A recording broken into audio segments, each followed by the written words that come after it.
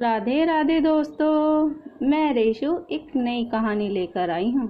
माँ की उतरन।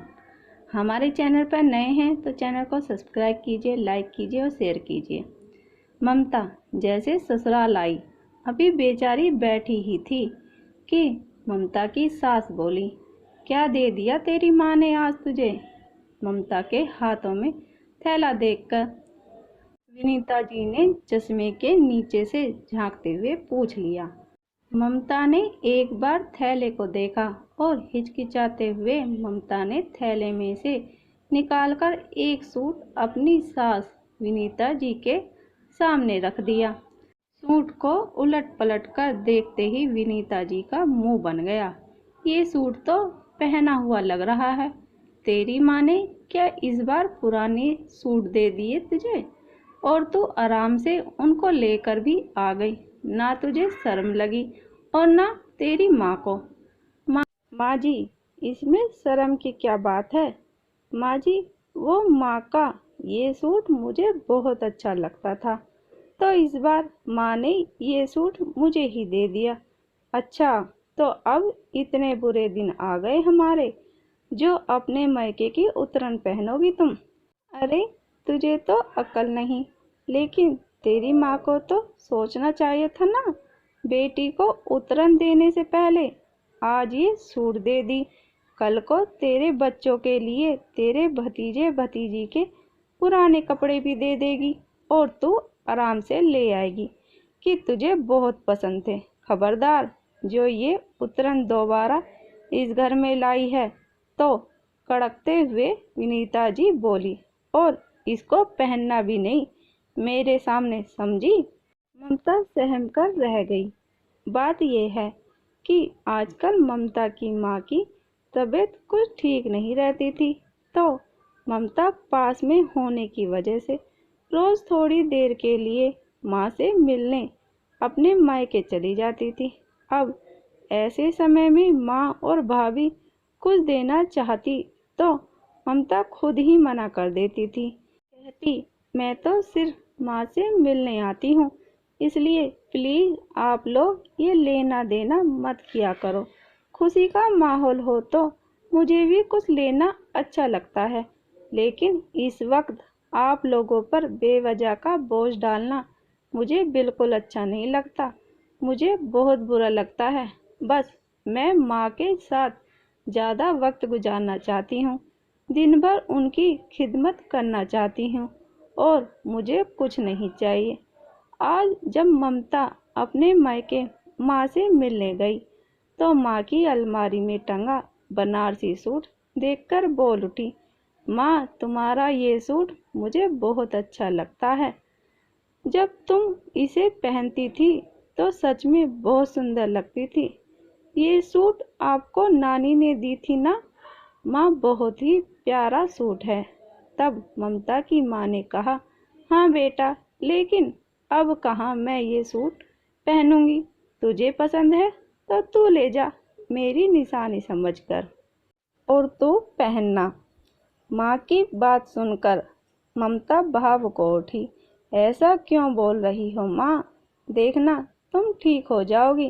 कहते हुए ममता अपनी माँ के गले से लगकर बिलख कर रो पड़ी।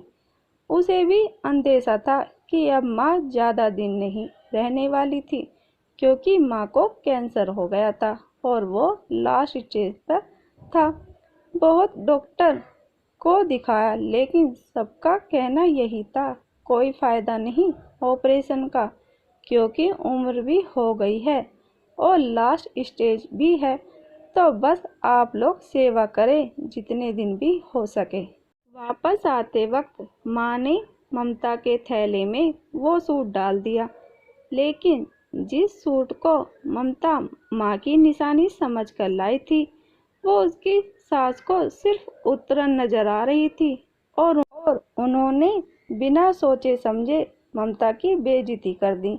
ममता का मन दुखी हो गया था। उसने ठान लिया था कि अब वो कभी अपनी माँ की कोई चीज़ लेकर नहीं आएगी। जहाँ सिर्फ पैसों का मोल है, भावनाओं का नहीं, वहाँ कुछ लाने का क्या फ़ायदा। कुछ दिनों बाद ही ममता की माँ चल बसी। पूरे परिवार में शोक का माहौल था। ममता भी 13वीं तक अपने मायके में ही थी। 13वीं के दिन ममता के पति और सास ससुर भी ममता के मायके गए थे। सारा काम निमटने के बाद ममता जब विदा होकर वापस ससुराल जाने लगी तो ममता की भाभी माँ की अलमारी से निकालकर माँ के जेवर ममता को देते हुए बोली, दीदी, माँ ने कहा था कि ये आपको दे देना है। आप इस घर की बेटी हैं, इसलिए आपका हक भी बनता है। माँ ने मुझे भी दिए और कुछ जेवर आपके लिए भी रख दिए थे। दीदी, आप इनको अपने साथ ले जाएं। ममता की आंखें झलक आई। खुद को संभालते हुए वो बोली, नहीं भाभी, माँ नहीं तो क्या हुआ, अब आप सबसे ही मेरा मायका है। आप सब तो हैं मेरे साथ, हैं तो फिर मुझे किसी निशानी की क्या ज़रूरत है। ये बाकी के जेवर आप पहन लो, क्योंकि माँ की छवि अब मुझे आप में ही नजर आएगी। अब आप ही मेरे लिए माँ की जगह हो। भाभी, इसको आप ही पहनोगी तो मुझे आप में माँ दिखेंगी। कहते हुए ममता ने वो जेवर अपनी भाभी के हाथों में रख दिए। पास खड़ी ममता की सास और पति भी देख रहे थे, लेकिन कुछ कह नहीं पाए। सास को तो ममता पर बहुत गुस्सा आ रहा था। घर आते ही ममता की सास बरस पड़ी, भला इस वक्त भी कोई मना करता है लेने से। इस वक्त तो बेटियों को देने से माँ की आत्मा को शांति मिलती है। जब अपने मन से वो दे रही थी तो क्या जरूरत थी मना करने की। बाकी के सारे गहने तो उस भाभी के पास ही तो रहने थे। तू अपना हिस्सा ले लेती, कभी ना कभी काम तो आ जाता है। लेकिन तू बड़ी दानी निकली, उसको भी दान कराई। सास की बात सुनकर आज ममता के मन का दर्द शब्द बनकर होठों से निकल पड़े। क्यों माँ जी, मैं भला माँ की उतरन इस घर में कैसे ले आती? आपने ही तो कहा था कि आइंदा कभी मायके से उतरन लेकर मत आना।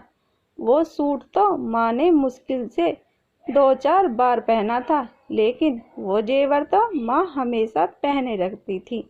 फिर वो उतरे हुए जेवर मैं कैसे ले आती? माँ जी, आप अपनी कही बात भूल गई माँ जी, लेकिन मुझे आपकी कही बात याद थी और मैंने आपकी ही बात का मान रखा कि कहीं दोबारा से आपको बुरा ना लगे कि मैं फिर से अपनी माँ की उतरन ले आई। बोलकर आंखों में आंसू लिए ममता अपने कमरे की तरफ बढ़ गई और सास निरंतर उसे देखती रह गई, लेकिन मन ही मन बड़बड़ाती रही, भला गहने भी कभी उतरन होते हैं? मुझे क्या, खुद ही अपने पैरों पर कुल्हाड़ी मारे तो मारे, बेवकूफ कहीं की। बड़ी दानी बनी, बाद में खुद पछताएगी जब भाभी भाई नहीं पूछेंगे। मुझे क्या? ममता की सास बड़बड़ाती रही, लेकिन ममता को अपने किए पर पछतावा नहीं, बल्कि वो खुश थी, क्योंकि भाभी में भी उसको माँ की छवि ही दिखती थी। और माँ बाप के बाद तो मायका भाई और भाभी से ही होता है। तो दोस्तों, आपको हमारी कहानी कैसी लगी हमें कमेंट करके ज़रूर बताइए। कहानी पसंद आई हो तो प्लीज़ लाइक और शेयर करना बिल्कुल भी ना भूलिए। और इस तरह की कहानी सुनने के लिए हमारे चैनल को सब्सक्राइब ज़रूर कीजिएगा। कहानी सुनने के लिए आपका बहुत बहुत धन्यवाद।